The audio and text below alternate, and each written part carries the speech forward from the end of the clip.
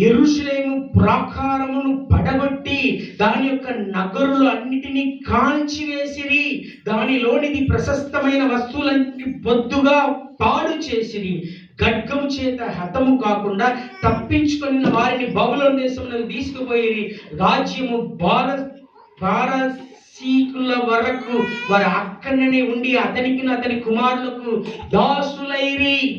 అయ్యా, దేవుని యొక్క మందిరం దావీదు ఇష్టపడినటువంటి, సొలొమోను కట్టినటువంటి దేవుని యొక్క మందిరము అన్యుల చేత కాల్చబడినది. అలాగా ఇప్పుడు సొలొమోను కట్టినటువంటి ఆలయం ఇప్పుడు లేదు. ఎందువలన లేదు? ఇశ్రాయేలీయుల యొక్క పాపం వలన.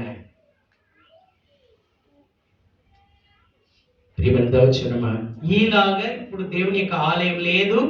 వీళ్ళందరూ బానిసలుగా కొనిపోబడ్డారు. అక్కడ వారు ఉన్నారు. ఎస్రా ఉన్నాడు, నెహెమ్యా ఉన్నాడు. ఎస్రా యొక్క బాధ అంతా ఏమిటి?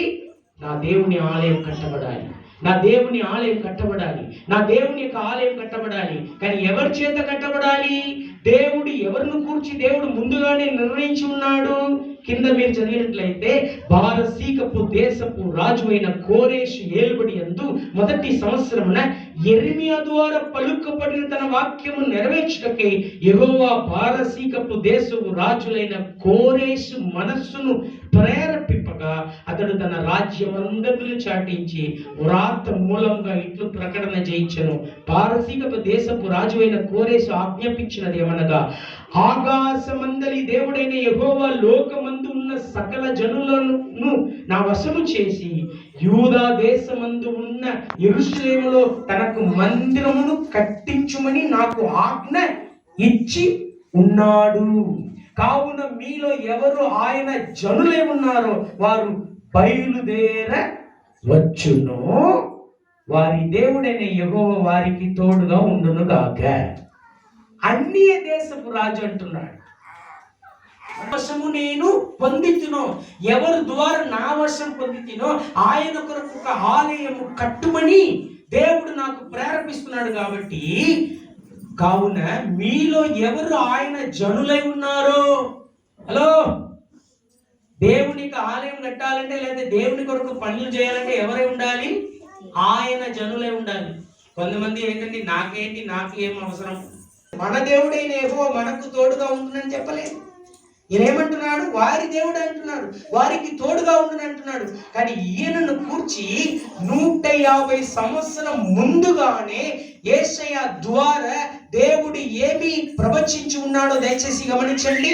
యెషయా గ్రంథం 44:28 దయచేసి గమనించండి. యెషయా గ్రంథం 44:28 దయచేసి గమనించండి. కోరేషును కూర్చి ఏమని వ్రాయబడి ఉన్నది? కోరేషుతో, అందరూ గమనించండి, నా మంద కాపరి, నా చిత్తమందయు నెరవేర్చువాడా అని చెప్పువాడాను నేనే. యెరూషలేముతో నీవు కట్టబడుదువు అనియు దేవాలయమునకు పునాది వేయబడుననియు నేను చెప్పుచు ఉన్నాను.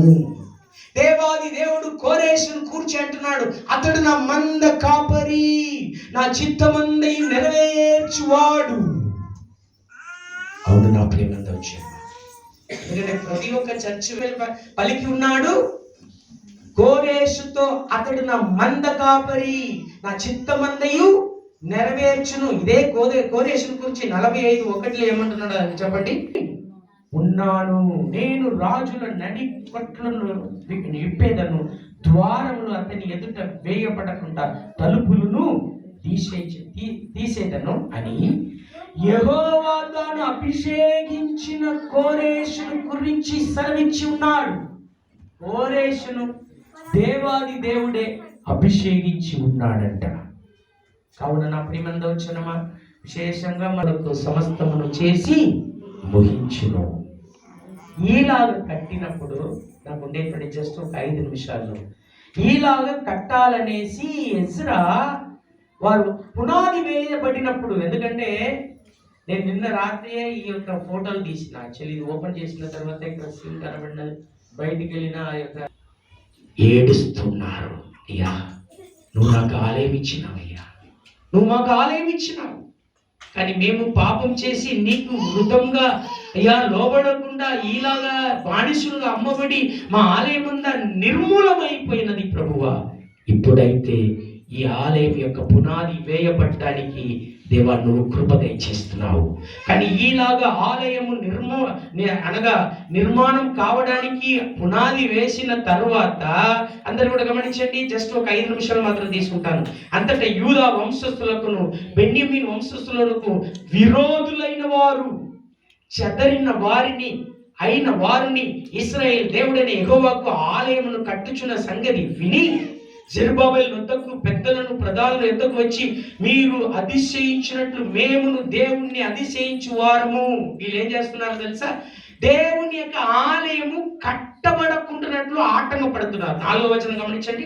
దేశపు జనులు యూదా వంశస్థులకు ఇబ్బంది కలుగచేసి కట్టుచున్న వారిని బాధపరచారు. 24వ వచనం గమనించినట్లయితే, యెరూషలేములో ఉండు దేవుని మందిరపు పని నిలిచిపోయినది. శత్రువులు ఆ దినాల్లో ఉండివి. కానీ ఈ దినాన్న నా ప్రియమెంత వచ్చారో మనందరూ కూడా కలిసి మా సంఘం కట్టబడాలి ప్రభువా, మా సంఘం కట్టబడాలి ప్రభువా, మీ కొరకు మీ నామం మహిమార్థంగా ఇది కట్టబడాలి ప్రభువా అని మనందరూ కలిసి ఈ యొక్క కార్యం చేద్దాం.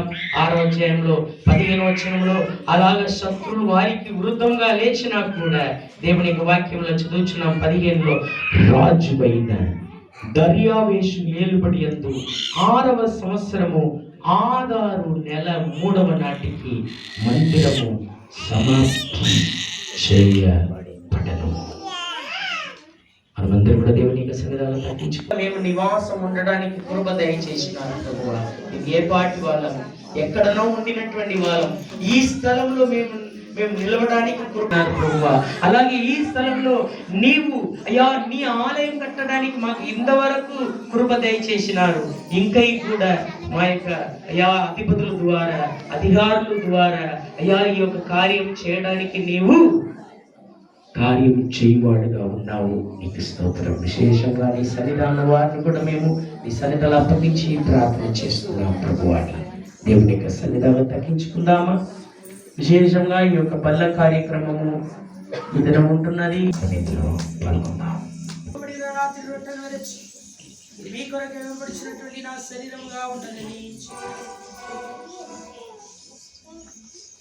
నా కోసమా ఈ సిలువ యాగము, నా కోసమా నీ ప్రాణ త్యాగము, నాకు నా చేతులు చేసిన పాపానికై, నా పాదాలు నడచిన వంకర త్రోవలకై,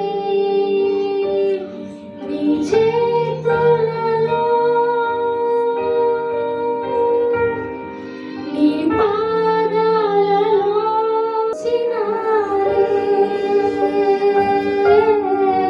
మేకులు గుచ్చినారే. యేసయ్యా నాకై సహించావు, యేసయ్యా నీవే భరించావు, యేసయ్యా నాకై సహించావు, యేసయ్యా నీవే భరించావు. నా కోసమా ఈ సిలువ యాగము, నా కోసమా నీ ప్రాణ త్యాగము, నా కోసమా నన్ను తరుముతున్నారు, శత్రువులు వలె నా మీద దాడి చేస్తున్నారు. ఒక రోజు దేవుడు వారిని సిగ్గుపరచబోతున్నాడు. దేవునికి స్తోత్రం. హల్లెలూయా.